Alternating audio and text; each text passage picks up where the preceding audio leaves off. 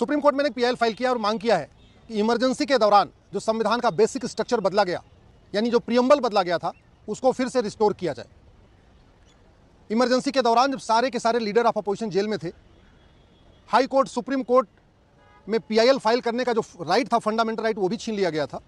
पूरा देश एक तरीके से जेल बना हुआ था। लोकसभा का टेन्योर पूरा हो चुका था। इसके बावजूद जो एक्सटेंडेड टेन्योर था लोकसभा का, उसमें संविधान का बेसिक स्ट्रक्चर यानी संविधान की जो फाउंडेशन है, प्रियम्बल में दो शब्द जोड़े गए, सोशलिस्ट और सेकुलर, उसी को हमने सुप्रीम कोर्ट में चैलेंज किया है। और आज माननीय कोर्ट ने हमारी याचिका को, दो और याचिकाएं जो चल रही हैं सुप्रीम कोर्ट में, एक विष्णु शंकर जैन जी ने फाइल किया हुआ और एक सुब्रमण्यम स्वामी जी ने फाइल किया है, उसके साथ जोड़ दिया है। हमारा ये कहना है कि ये जो शब्द सेकुलर जोड़ा गया है, इसमें संविधान सभा में 3 बार चर्चा हुई थी और तीनों बार इसको रिजेक्ट किया गया था।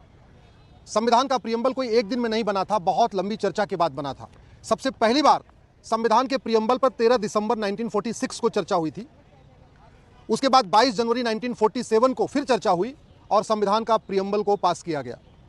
15 नवंबर 1948 को प्रोफेसर केटी शाह साहब ने एक अमेंडमेंट मूव किया और संविधान में सेकुलर जोड़ने के लिए कहा। उस अमेंडमेंट पे फिर पूरे दिन चर्चा हुई और प्रोफेसर केटी साहब का जो अमेंडमेंट था उसको रिजेक्ट कर दिया गया। 3 दिसंबर को 1948 को प्रोफेसर केटी शाह साहब ने दोबारा फिर एक अमेंडमेंट मूव किया कि संविधान में सेकुलर जोड़ा जाए। उस पर फिर चर्चा हुई और उनके उस प्रस्ताव को भी रिजेक्ट कर दिया गया। 6 दिसंबर 1948 को फिर इस पर चर्चा हुई कि सेकुलर जुड़ना चाहिए कि नहीं जुड़ना चाहिए। पंडित लोकनाथ मिश्रा ने कहा था ये भारत की संस्कृति को बर्बाद कर देगा। एच.वी. कामत साहब ने कहा था कि ये हमारे लिए बिल्कुल ठीक नहीं है, विदेशी कॉन्सेप्ट है, ये भारत का कॉन्सेप्ट नहीं है, और फिर से उस प्रस्ताव को रिजेक्ट किया गया। 17 अक्टूबर 1949 को फिर प्रियम्बल के ऊपर चर्चा हुई और फाइनली प्रियम्बल अडॉप्ट किया गया। 26 नवंबर 1949 को संविधान ने हमारा संविधान एक्सेप्ट किया और प्रियम्बल पे जो डेट पड़ी हुई है वो 26 नवंबर 1949 की पड़ी हुई है। आज भी 26 नवंबर 1949 की ही डेट है प्रियम्बल के ऊपर, लेकिन 1976 में उसमें सेकुलर जोड़ दिया गया। उसी को मैंने चैलेंज किया हुआ है। आखिर 1967 को गोलकनाथ केस में सुप्रीम कोर्ट ने कहा था कि सरकार बेसिक स्ट्रक्चर को बदल नहीं सकती है, और मेरा यह कहना है कि संविधान का प्रियम्बल ही बेसिक स्ट्रक्चर है। 1973 में केशवानंद भारती केस में सुप्रीम कोर्ट की 13 जजों की बेंच ने कहा था संविधान बेसिक स्ट्रक्चर को बदल नहीं सकता। इसके बावजूद फिर से इमरजेंसी लगाई गई। इमरजेंसी के दौरान संविधान में प्रियम्बल को बदला गया। हमारा यह कहना है कि अगर प्रियम्बल को बदलने की छूट मिल गई तो फिर तो प्रियम्बल में कुछ भी जोड़ा जा सकता है और कुछ भी घटाया जा सकता है। फिर तो अगर जिसके पास 2/3 बहुमत होगा, कल को वो प्रियम्बल से डेमोक्रेसी निकाल देगा। किसी को 2/3 बहुमत होगा, प्रियम्बल से वो जस्टिस को निकाल देगा, प्रियम्बल से इक्वल अपॉर्चुनिटी को निकाल देगा, प्रियम्बल से यूनिटी नेशनल इंटीग्रेशन को निकाल देगा, प्रियम्बल से रिपब्लिक शब्द को निकाल देगा। अगर कुछ जोड़ने की इजाज़त मिली तो घटाने की भी इजाज़त दी जा सकती है। अगर प्रियम्बल में बदलाव हो सकता है कुछ जोड़ के, तो प्रियम्बल में कुछ घटाया भी जा सकता है।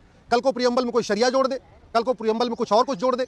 इसलिए मेरा ये कहना है कि प्रियम्बल में कुछ भी जोड़ने और कुछ भी घटाने की इजाज़त नहीं मिलनी चाहिए। संविधान में जो जोड़ना है जोड़िए, जो घटाना हो घटाइए, लेकिन संविधान का जो प्रियम्बल है वो संविधान की फाउंडेशन है, वो संविधान का गोल्डन गोल है, वो संविधान का बेसिक स्ट्रक्चर है, और कभी भी बेसिक स्ट्रक्चर को छेड़छाड़ की इजाज़त नहीं मिल सकती है। इसी ग्राउंड पर मैंने सुप्रीम कोर्ट में चैलेंज किया हुआ है।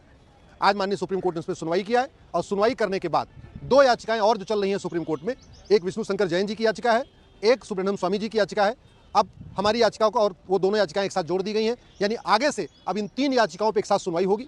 मुझे पूरा भरोसा है कि जिस तरीके से पार्लियामेंट ने अभी प्रस्ताव पास करके इमरजेंसी को इलीगल डिक्लेयर घोषित किया है, अभी 25 जून को पार्लियामेंट में बाकायदा प्रस्ताव आया है और प्रस्ताव पास किया गया है कि जो इमरजेंसी थी अवैध थी, अनकॉन्स्टिट्यूशनल थी, इलीगल थी।